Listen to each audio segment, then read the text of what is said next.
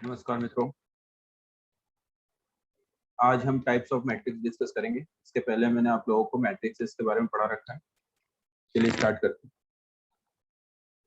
Firstly आपका आएगा row matrix. मैंने आपको बता रखा था कि अगर कोई मैट्रिक्स ए है तो इसको हम इस फॉर्म में रिप्रेजेंट करते हैं, जहाँ m बाय n ये क्या है, इसका ऑर्डर होता है। तो इसमें अगर m की वैल्यूज अगर कितनी होती है, अगर आपकी 1 हो, m मीन्स इसको रिप्रेजेंट करता है ये रो को। तो किसी मैट्रिक्स में अगर नंबर ऑफ रोज क्या होते हैं, अगर आपके 1 होता है तो उस कंडीशन में उस मैट्रिक्स को हम रो मैट्रिक्स बोलते हैं। जैसे कोई एग्जांपल ले लीजिए, ए 1 2 3 4। तो इसमें अगर हम देखें तो नंबर ऑफ रोज जो है वो कितने हैं, 1 है। और नंबर ऑफ कॉलम्स के लिए कोई भी बाउंडेशन नहीं। मीन्स अगर कोई मैट्रिक्स इस फॉर्म में है 1 बाय n का, नंबर ऑफ कॉलम्स आपके लिए कोई बाउंडेड नहीं रखते हैं। यहाँ पे जो है नंबर ऑफ रोज आपके लिए इंपॉर्टेंट है। नंबर ऑफ रोज कितने होने चाहिए, 1 होना चाहिए। तो ऐसे मैट्रिक्स को हम क्या बोलते हैं, रो मैट्रिक्स।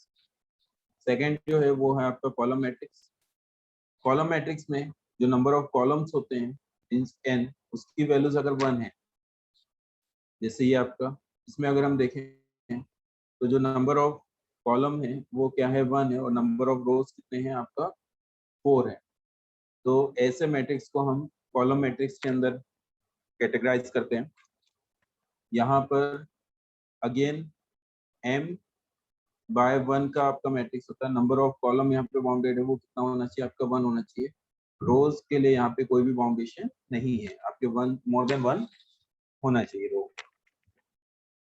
नेक्स्ट है आपका जीरो और नल मैट्रिक्स। अगर किसी मैट्रिक्स में ऑल एलिमेंट्स, जितने भी एलिमेंट्स उसके अंदर हैं, वो अगर क्या है आपके 0 है, तो ऐसे मैट्रिक्स को हम जीरो मैट्रिक्स या नल मैट्रिक्स के अंदर कैटेगराइज करते हैं। नेक्स्ट है आपका सिंगलटन मैट्रिक्स। सिंगलटन मैट्रिक्स में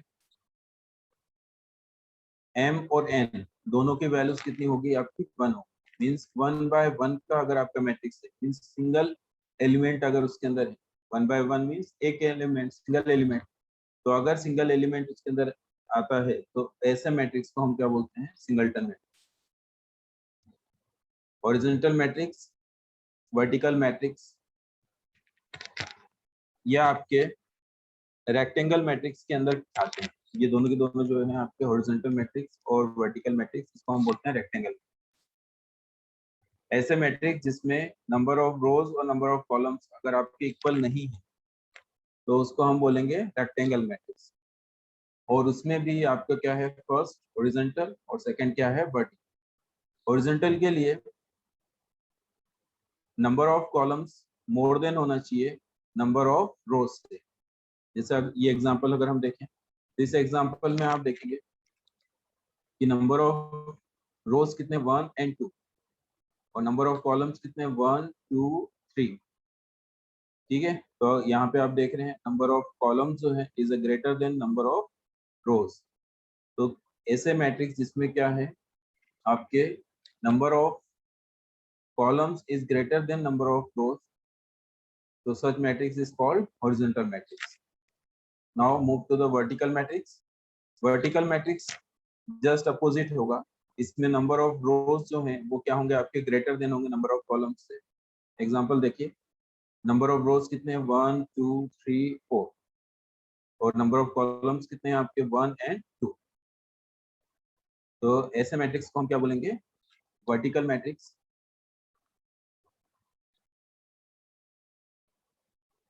नेक्स्ट है आपका स्क्वायर मैट्रिक्स। स्क्वायर मैट्रिक्स में number of rose and number of columns ये आपके क्या होंगे, इक्वल होगी। मींस m और n दोनों की वैल्यूज कितनी होगी, इक्वल होगी। जैसे 2 बाय 2 का मैट्रिक्स हो गया, 3 बाय 3 का मैट्रिक्स हो गया, 4 बाय 4 का मैट्रिक्स हो गया, 5 बाय 5 मैट्रिक्स हो गया।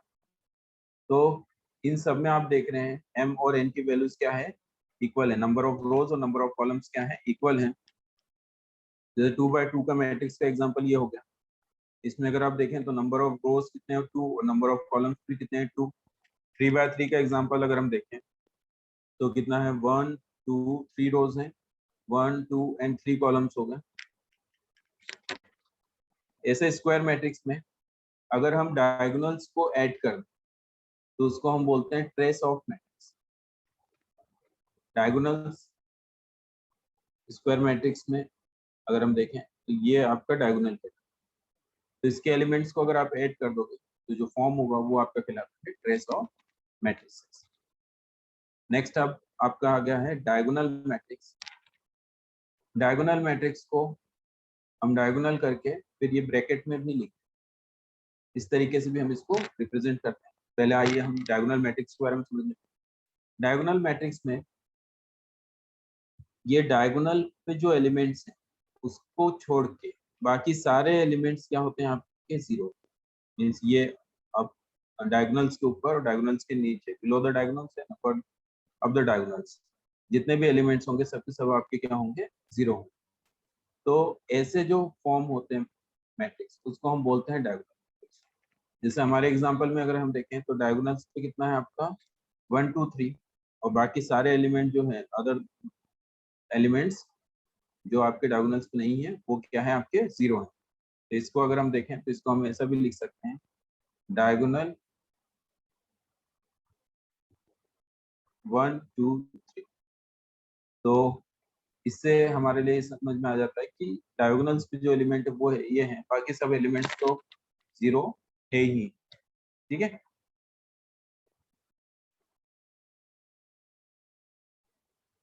नेक्स्ट है आपका स्केलर मैट्रिक्स। स्केलर मैट्रिक्स में डायगोनल्स के जितने भी एलिमेंट्स वो आपके क्या होते हैं इक्वल्स। इसके पहले आपने देखा होगा कि डायगोनल पे जो एलिमेंट था वो आपके इक्वल नहीं था -1 3 9। बट इस एग्जांपल में देखें या इसके नीचे जो एग्जांपल हमने लिया है उस पर अगर आप देख रहे हैं तो सारे एलिमेंट जो हैं वो क्या है आपके इक्वल है। तो ऐसे अगर जो डायगोनल मैट्रिक्स है और डायगोनल मैट्रिक्स में भी उसके डायगोनल के एलिमेंट क्या है इक्वल हैं तो उसको हम बोलते हैं स्केलर मैट्रिक्स। इसको हम इस तरीके से भी लिख सकते हैं ए आई जे, ये मैंने आपको बता रखा है कि ये एलिमेंट्स जो है उसको रिप्रेजेंट करता है, जहाँ आई जो है नंबर ऑफ रो को और जे कॉलम को रिप्रेजेंट कर रहा है। तो अगर आई और जे इक्वल नहीं तो आई और जे इक्वल कब नहीं होंगे जब वो डायगोनल पे ना हो। ठीक है, डायगोनल पे नहीं है तो इनकी वैल्यूज आपस में इक्वल नहीं होगी, तो उस कंडीशन में इसकी वैल्यूज कितनी हो जाती है 0 हो जाती है। और अगर आई और जे की वैल्यूज इक्वल है मींस A11 हो गया, A22 हो गया, A23 हो गया, मींस आपके डायगोनल वाले एलिमेंट्स, तो ये किसी भी एक कांस्टेंट के इक्वल हो जाता है। इसको अगर हम क्या बोलेंगे स्केलर मैट्रिक्स को। और इसी में और अगर हम सब डिवाइड करते हैं मींस डायगोनल के एलिमेंट्स अगर 1 हो जाए तो उसको हम बोलते हैं यूनिट मैट्रिक्स या आइडेंटिटी मैट्रिक्स बोलते हैं। आइडेंटिटी मैट्रिक्स को हम आई के थ्रू भी रिप्रेजेंट करते हैं और इसको भी हम जैसे लिख सकते हैं I2 I3 I4। अब I2 I3 I4 जो है वो आपका रिप्रेजेंट कर रहा है 2/2 का मैट्रिक्स है तो उसको हम बोलेंगे I2 मींस 1 1 बाकी सब एलिमेंट 0 हो गए। 3/3 का मैट्रिक्स है आइडेंटिटी मैट्रिक्स तो उसको हम बोलेंगे I3। इसमें डायगोनल्स पे आपके क्या हो गए 1 हो गए, बाकी सारे एलिमेंट्स कितने हो जाएंगे आपके 0 हो जाएंगे। तो इसको हम I3। सिमिलरली 4/4 का अगर डायगोनल मैट्रिक्स है जिसपे सारे एलिमेंट्स डायगोनल के कितने हैं 1 है तो उसको हम क्या बोलेंगे I4 means identity matrix. Next है आपका इक्वल मैट्रिक्स। ये दो मैट्रिक्स को क्या करता है कंपैरिजन करता है। अगर दो मैट्रिक्स जो है ए और बी अगर ये दो मैट्रिक्स हैं ये अगर इक्वल मैट्रिक्स हैं तो फर्स्ट इसके लिए जो कंडीशन होती है वो ये है कि नंबर ऑफ रोज और नंबर ऑफ कॉलम दोनों के लिए क्या होंगे सेम होंगे। और सेकंड जो है वो करस्पॉन्डिंग एलिमेंट्स भी इक्वल होंगे। तो ये फर्स्ट A11 ये एलिमेंट है तो ये A1 की इक्वल होगा, ये A13 एलिमेंट है तो ये A3 के इक्वल होगा।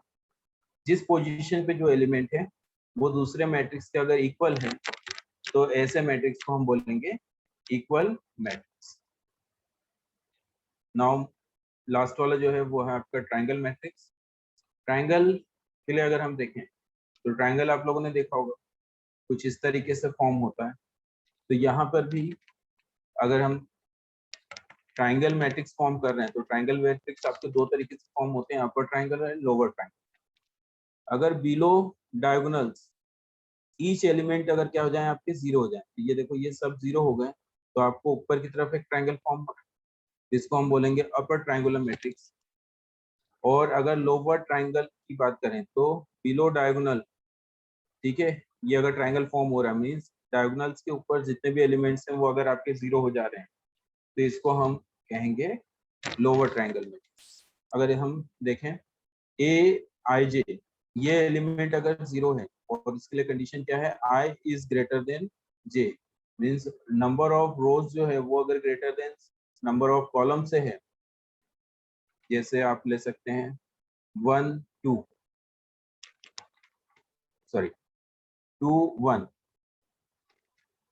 3 1 3 2, तो इन जितने भी एग्जांपल्स हमने लिए हैं अभी तक, इसमें क्या हो रहा है कि नंबर ऑफ रोज जो है वो क्या है आपका ग्रेटर देन है नंबर ऑफ कॉलम से। तो ऐसे जितने भी एलिमेंट्स हैं वो क्या है, अगर आपके जीरो हैं तो आपको जो फॉर्म होगा वो अपर ट्रायंगल फॉर्म। जस्ट इसके अपोजिट, अगर number of rose less than है नंबर ऑफ कॉलम्स के, और इस कंडीशन में जो एलिमेंट्स हैं वो अगर जीरो हो जाते हैं, मीन्स A12 A13 A32, तो इसमें आप देखेंगे सभी में